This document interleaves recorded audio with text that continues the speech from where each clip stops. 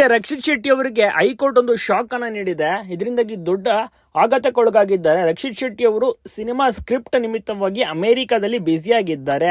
ಇತ್ತೀಚೆಗಷ್ಟೇ ಊರಿಗೆ ಬಂದು ದೈವ ಕೋಲದಲ್ಲಿಯೂ ಸಹ ಭಾಗಿಯಾದ್ರು. ಅಮ್ಮನ ಜೊತೆ ಸಹ ಸಮಯವನ್ನ ಕಳೆದಿದ್ರು. ಆದ್ರೆ ಇದೀಗ ಅವರಿಗೆ ದೆಹಲಿ ಹೈಕೋರ್ಟ್ ದಿಢೀರ್ ಶಾಕ್ ಅನ್ನ ಕೊಟ್ಟಿದೆ.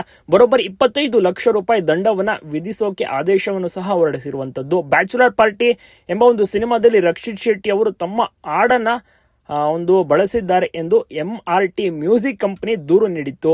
ಇದರ ವಾದ ಪ್ರತಿವಾದ ಆಲಿಸಿದ ಬಳಿಕ ದೆಹಲಿ ಹೈಕೋರ್ಟ್ ರಕ್ಷಿತ್ ಶೆಟ್ಟಿ ಒಡೆತನದ ಸ್ಟುಡಿಯೋ 25 ಲಕ್ಷ ನೀಡಬೇಕು ಅಂತ ಅವರಿಗೆ ತೀರ್ಪು ಕೊಟ್ಟಿದೆ.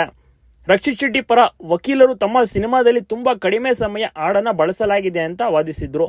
ಆದ್ರೆ ಕೋರ್ಟ್ ಅಲ್ಲಿ ಸಮಯದ ಪ್ರಶ್ನೆ ಬರೋದಿಲ್ಲ, ಬದಲಾಗಿ ಬೇರೆ ಸಿನಿಮಾದಿಂದ ಒಂದು ಚಿಕ್ಕ ದೃಶ್ಯ ಕಾಪಿ ಮಾಡಿದರೂ ಸಹ ಕಾಪಿರೈಟ್ ಉಲ್ಲಂಘನೆ ಆಗುತ್ತದೆ ಅಂತ ಕೂಡ ತಿಳಿಸಿದ್ದಾರೆ. MRT ಮ್ಯೂಸಿಕ್ ಪರ ಕೋರ್ಟ್ ಆದೇಶ ಬಂದಿದ್ದು, ಈಗ ರಕ್ಷಿತ್ ಶೆಟ್ಟಿ ಅವರು 25 ಲಕ್ಷ ರೂಪಾಯಿ ದಂಡವನ್ನ ಕಟ್ಟಬೇಕಾಗುತ್ತೆ.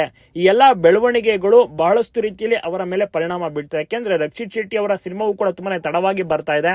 ಸಪ್ತಸಾಗರದಾಚೆಯಲ್ಲೋ ಪಾರ್ಟ್ 2 ಬಂದಿತ್ತು, ಅದಾದ ಬಳಿಕ ಯಾವ ಸಿನಿಮಾ ಬರ್ತಾ ಇಲ್ಲ. ಎಲ್ಲರೂ ಕೂಡ ವೆಯ್ಟ್ ಮಾಡ್ತಾ ಇದ್ದಾರೆ ಸಿನಿಮಾವನ್ನ ನೋಡೋಕೆ. ಬಟ್ ಇನ್ನು ಸಿನಿಮಾ ಸ್ಕ್ರಿಪ್ಟ್ ಅಂತೆಲ್ಲ ಓಡಾಡ್ತಾ ಇದ್ದಾರೆ. ಎಲ್ಲೂ ಕೂಡ ಅಷ್ಟಾಗಿ ಎಲ್ಲೂ ಕೂಡ ಕಾಣಿಸ್ಕೋತಾ ಇಲ್ಲ. ಸೋಷಿಯಲ್ ಮೀಡಿಯಾದಲ್ಲೂ ಅಷ್ಟಾಗಿ ಆಕ್ಟಿವ್ ಆಗಿಲ್ಲ. ಹೀಗಾಗಿ ರಕ್ಷಿತ್ ಶೆಟ್ಟಿ ಅವರು ಏನು ಚೆನ್ನಾಗಿದ್ದಾರ, ಏನಾದ್ರು ಟೆನ್ಷನ್ ಒಳಗಾಗಿದ್ದಾರಾ, ಆರಾಮಾಗಿದ್ದಾರಾ ಏನು ಅಂತ ಸಾಕಷ್ಟು ಜನರು ಕೂಡ ಅವರ ಬಗ್ಗೆ ತಿಳ್ಕೊಳ್ಳೋಕೆ ಪ್ರಯತ್ನ ಪಡ್ತಾ ಇದ್ದಾರೆ. ಒಟ್ಟಾರೆ ಈಗ ದಿಢೀರ್ ಶಾಕ್ ಬಂದಿದ್ದು, ಈಗ 25 ಲಕ್ಷ ರೂಪಾಯಿ ಕಟ್ಟಬೇಕಾಗುತ್ತೆ ರಕ್ಷಿತ್ ಶೆಟ್ಟಿ ಅವರು.